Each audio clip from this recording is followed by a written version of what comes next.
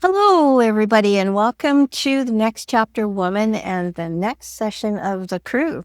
I've got Anne and Penn joining me today, and we're looking forward to a really interesting talk on freedom and connection, or whichever way you want to think about it, connection and freedom. We'll see which one takes off first, but defining those and seeing the different ways that we all think about those two words and relating to this stage of our lives. So it should be a really awesome conversation. So good morning, Penn. Good morning, Anne. Morning. Good morning. Good to have you both. First of all, what I'd like to do is I would love to have Anne give us her thoughts on how we're going to proceed this morning and delve into this topic of connection and freedom. Yeah, thanks very much, Diane. This has been a fascinating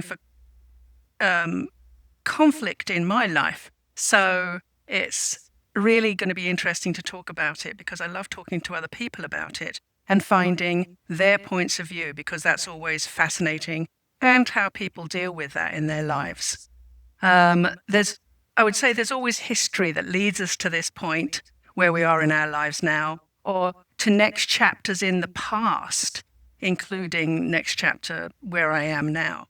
And that fight, if you like, between freedom and connection has been a lot of each of those chapters along the way, I've been realizing. So I'd like to talk about connection first and then talk about freedom afterwards, mainly because I'm the type of person that's more comfortable talking about freedom than connection.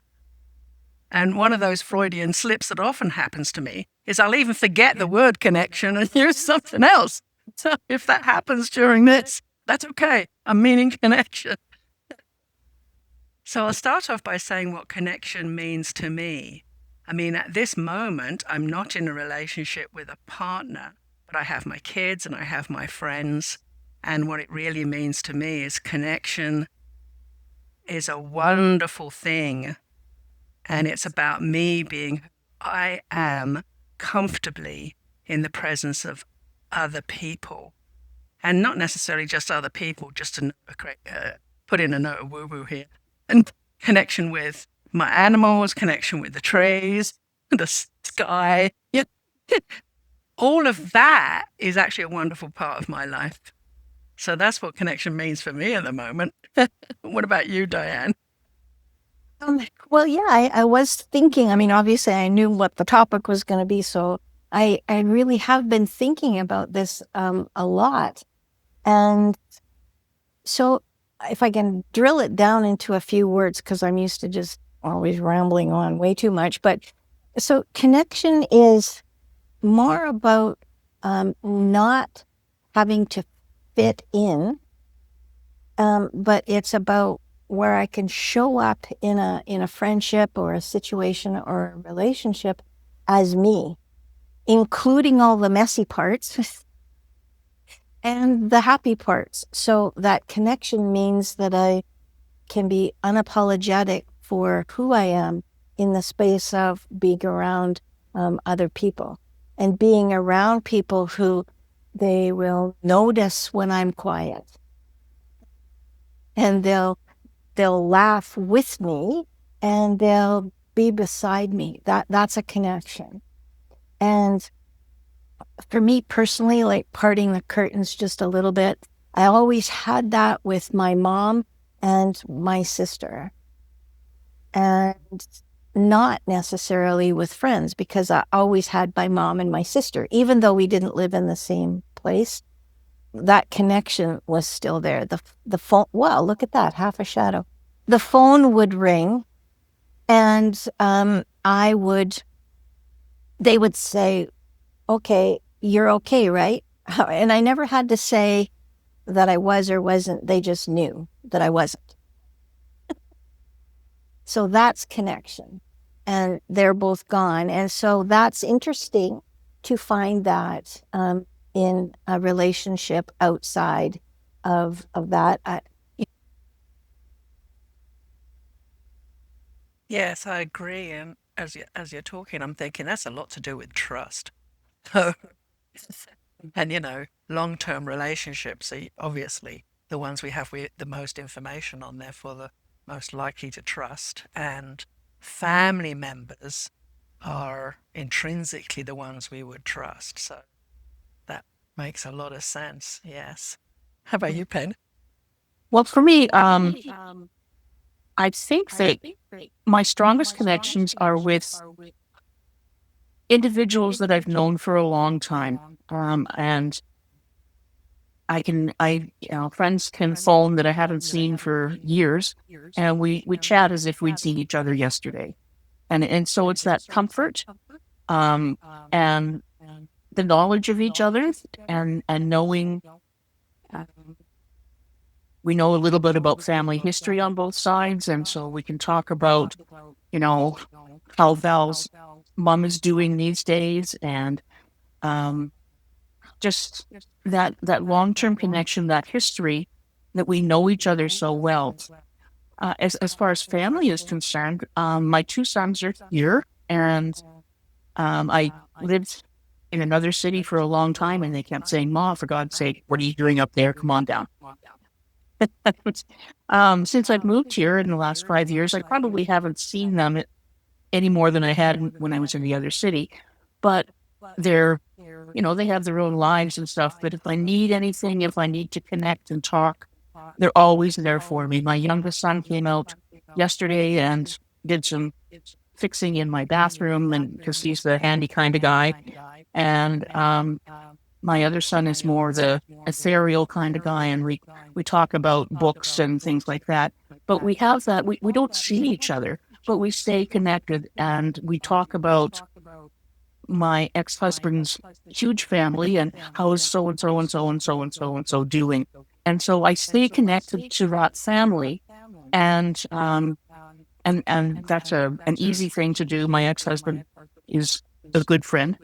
I just don't talk to him that much. I talk to the boys, but it's for me. It's a lot of it is the history, and as you said, the trust that I know that my a friend can come from another province that I haven't seen for 40 years, and we spend the weekend together having a lovely time.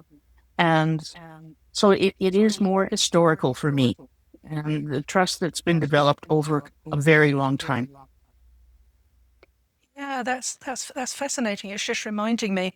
You can probably tell by my accent, I'm not a native-born Canadian, but I came over to Canada in 1980, and the last few years when I was going back to the UK to visit my favorite spots and visit my mum and stuff like that, because of Facebook and things like that, I got in touch with old friends that I hadn't seen since I was 5 in infant school. And we agreed to meet up and have a coffee or cakes in the a tea in one example. And it was amazing how you would think we had spent the last 50 years together. We just chatted, and it was a very light, easy, and it's kind of wow, because of obviously a shared experience, and in some cases traumatic experiences, depending on how your school was and stuff, and the shared secrets that girlfriends have in school, and even in infant school and stuff like that, and then talking about not boyfriends, but boys that were a pain, actually, and what they're doing in their lives. All of that kind of stuff is that, again, reminded me of that whole interconnectedness of all of us and how we make an impression on people wherever we go. And it's not that we're remembered by people all the time because, I don't think about different people all the time, but that connection is still there in my brain. And that was actually quite fascinating to me. So I have, many friends who are old friends, that I don't know, it just works. It works with. Yeah, that's fascinating. Yeah, you're frowning and looking interested there, Diane. What do you think? Well, not in relationship with what you were saying. Unfortunately, my brain was going wing, wing, because I'm still I can't do a connection with the family anymore, right? That other than my daughters, but I have a friend actually, who, how long have we known each other? Since our kids were 10 years old, so a long time. And 40 years, I guess that would be. And it's interesting. I was always connected to her because of our kids. And then as the kids got older, of course, those connect. And of course, you know how many times I've moved. So I would move away. And and I would keep that connection every now and again. So I'm going to form it into a question. I keep that connection, and it's always me. I always phone. So, let's go for coffee. Let's us go out for supper. Let's whatever. And there might be a year in between these things, but there's still enough of a connection that I do make that call. Well, now we all have more time, to take care of those connection things. And I can count I won't give the number, but I can count the number on one hand where she has ever picked up the phone to call me. And so I'm wondering, that's okay. I'm okay with that, because every time I call her, I mean, it's like old home week, and she really does care about me. It's just that it doesn't feel like it comes back. And so at first you think, well, to heck with you. And then you think, no, I don't know what to think, of it. I mean, it's all got to be okay, right? Because it just is what it is. But I'd be interested in hearing your thoughts on a situation like that. Yeah, I can definitely speak to that one. So I'll let Penny go first. Oh, um, I can empathize a little bit with your friend who is not the one who initiates the calls very frequently. That is kind of the way I am. In many ways, I enjoy solitude, and I love getting calls, but I don't initiate. And when we have calls over the years, I sort of think, oh, gee, I should call every Sunday, like someone else does. She calls every Sunday, and maybe I should start doing that kind of thing. But I get buried in a book, or I get doing other things, and I don't. And there doesn't seem to be I don't hold any guilt around that, but I don't initiate as much as others do. And that's just who I am. And they know that. They know that about me. Any response to that, Diane? Yes, it brings up in this particular case is that her life is so full and she's such a good person. Like, she's the kind of person, she's going to throw her coat down for you if you need to walk on that to get across the puddle. She's incredible. And her life is so full with her doing that for she has a huge family, and they've got a big personal family. So and there's illness and there's whatever. So she's busy doing that every minute of every day for all of those people. And that's absolutely fascinating, because you've just excused her from being who she is. okay. And the reason I say that is something I've just been listening to. The reason I say that is I'm also not the kind of person that initiates calls, which you, Diane, undoubtedly know.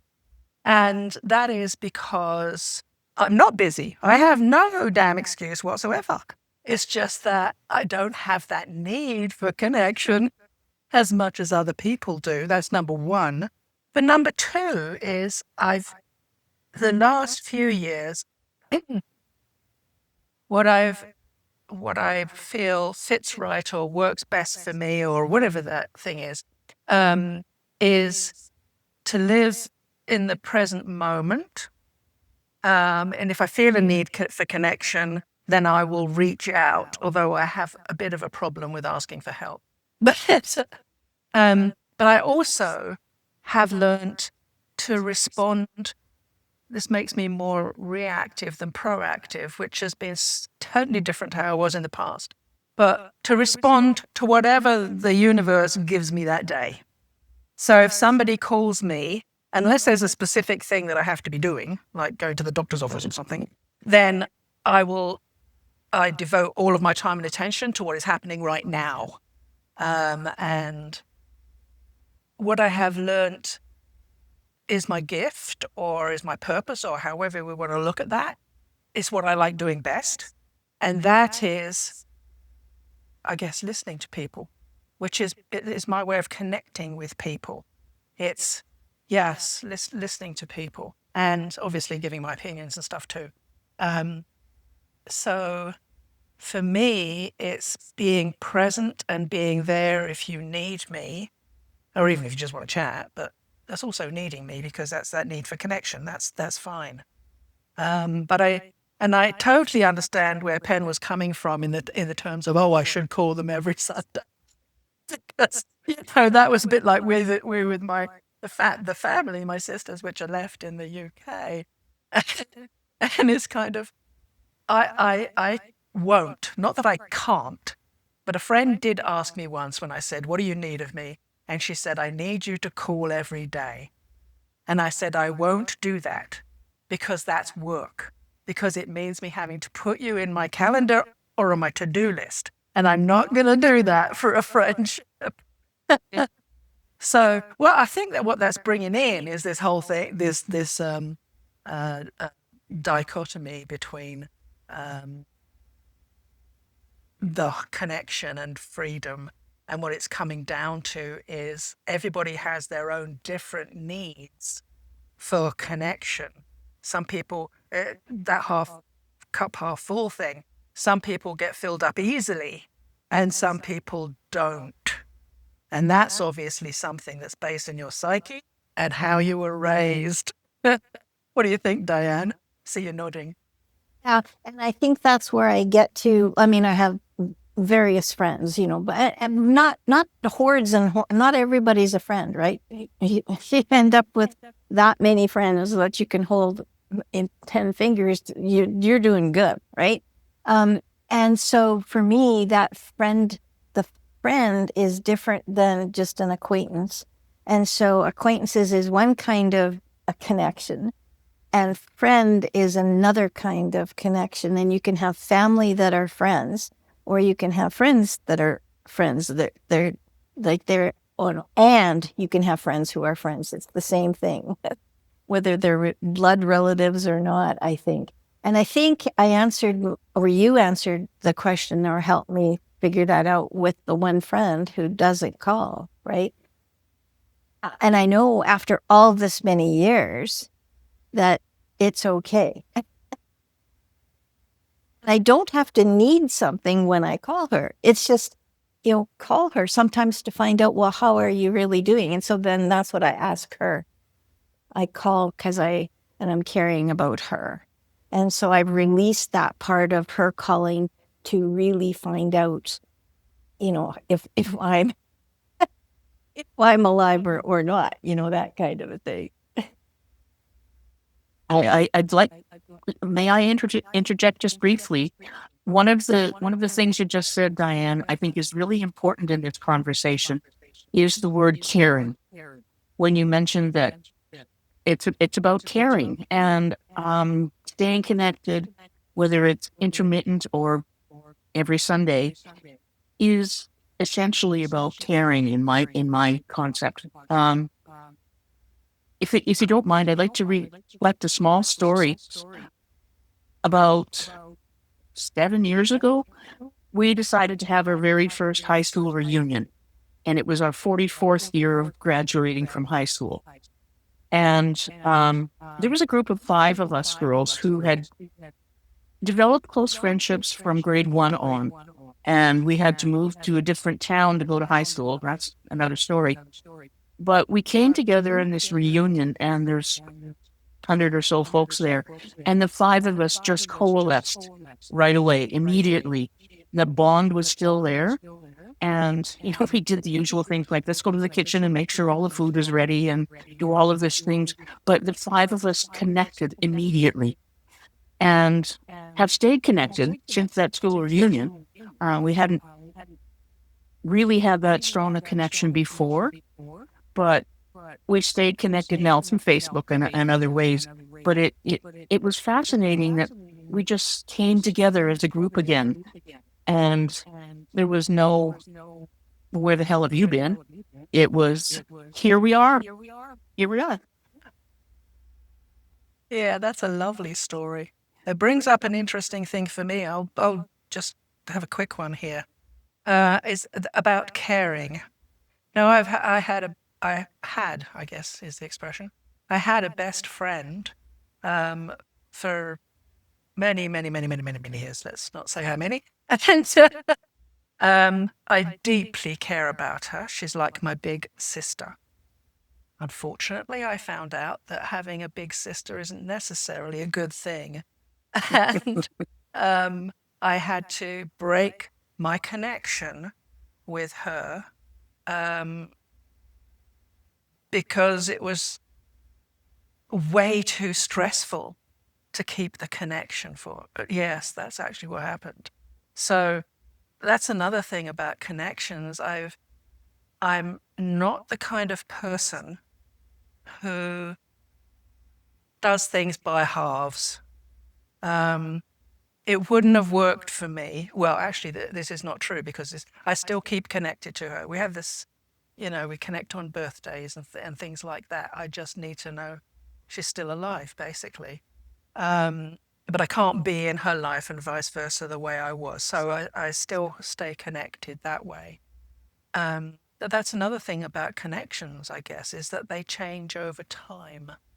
As we grow or move. Moving is often a one that, you don't always keep in touch with those people from previously.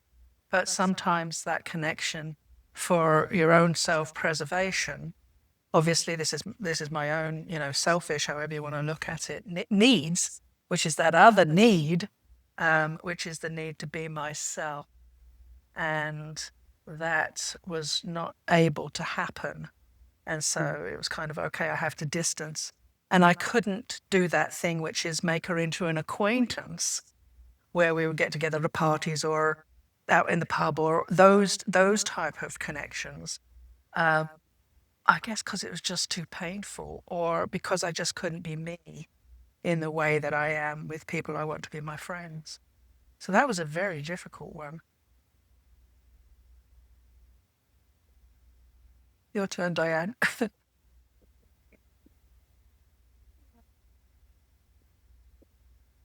don't know. I think the connection, I guess, connection without being able to just be me. So if you think you have connection but you aren't, what's that word? When you aren't true to yourself, once you figure out what true to yourself really means, that it's difficult to have that connection with one without the other. We're talking about freedom and connection. It's difficult for me to imagine one without the other. Because if you have the one without the other, you feel lonely. Or if you have connection without freedom, then you kind of feel stifled and closed in on. I don't know. I don't know that it's hard for me to talk about one without the other. Yeah. I think sometimes, this is what came up for me when I was processing this, was what is that connection based on? And when I realized my connection is based on, and I'm going to say nothing but loyalty, then, loyalty is great. Would consider myself a loyal person. But the loyalty to this person was meaning I was having to subsume myself so much and just do what she needed or what she wanted. And that became too difficult for me. What I hear from what you're saying, Diane, and you as well, Anne, is that connection can't be obligatory. It has to be voluntary. Good one. And oh, okay, it's 2 o'clock on Saturday. I have to call so and so. And that's not what I want to do. That's not who I am right now. So it can't be that obligatory sort of connection. For me, anyway, it has to be voluntary and willing and open and caring and all those other things. So that's sort of what I'm hearing from the conversation. Well, and I think there's a whole nother segment here, which like well, obviously I'm not prepared to go into it, but I'll just part the door because maybe that's a conversation. I mean, we're talking mostly about friendships here, but my brain keeps going to, yeah, well, I thought I had that with my husband, but maybe I didn't really, right? So those relationships that are really supposed to be, this whole conversation relates to that. And you keep going, yeah, but, anyway, we probably want to just leave that there just as a comment.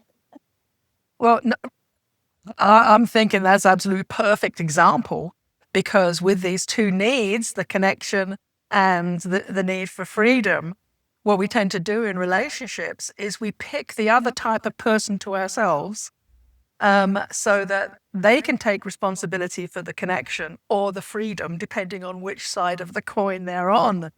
And I would say, in your case, you're the connection person, the other person was the freedom person. In my case, it was the complete opposite. I'm the freedom person, he was the connection person. And I loved it that he was out in the neighborhood, connecting with all the neighbors, doing that whole friendly stuff. And I'm going, thank God I don't have to do that. So that's what we do in life, unfortunately. And this is why it's relevant to next step woman, is the fact that as we learn, as we grow, become mature, and becoming mature for me isn't an age thing, it's a wisdom thing. And as we're learning about ourselves and recognizing who we really are, and the only way to be healthy, mentally healthy, and therefore physically healthy, is to be who you really are in the world.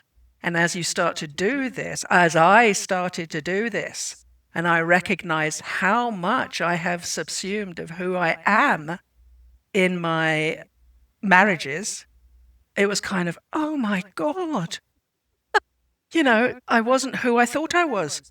That was absolutely fascinating. Yeah. So in a way, I think that segues us into the next stretch. What do you think? Talking about freedom. I think that's a great segue. So if you don't mind, oh, sorry, Penn, you were nodding your head. Did you have something that you wanted to add? I agree wholeheartedly. And I've been reflecting back on who I am now and who I was as a youngster and going through school. And there certainly have been some transitions and changes, but there's also been a constant line that has run through that. And I think that is who I am in my soul. And I think that'll stay constant. Yeah, I agree. And I want to add that bit in, maybe as the ending thing, which is, yeah, totally agree. Because one of the things that, as I'm going through my whole discovering myself and the fact that I don't think in my head who I am, who I thought I was, I have checked in with other people. Do you think I have changed? What's changed about me? And they're all going, oh no, you're the same person.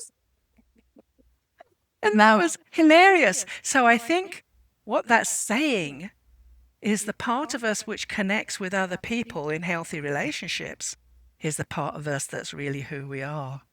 We might not see it. I did not see it. But this is what the other people, friends in who I was previously, if you like, and friends now, and I'm saying, am I still the same? Because I feel so different. Oh, no, you're the still, bubbly, talkative, and opinionated Anne. But I feel very different inside in different ways. Yeah. Diane, the That's last word. yes. Okay. Well, thank you, Erin. So yes, I mean, this has been a, the first word that comes to my head is a very challenging conversation, because no matter what I think about a certain thing, when somebody has another point of view, it tends to, it's like that elastic band that's stretched and that never does go back to the same way that it was before. So I want to thank you, both of you, for participating in this first part of connection and freedom. And so I invite the people that are watching us on YouTube and various other places to stay tuned for the very next part of this, because as we said during the conversation, it's difficult to have one without the other, but they're not the same. And so we're going to continue this conversation in the very next episode of Next Chapter Woman. Stay tuned. Bye. Bye-bye.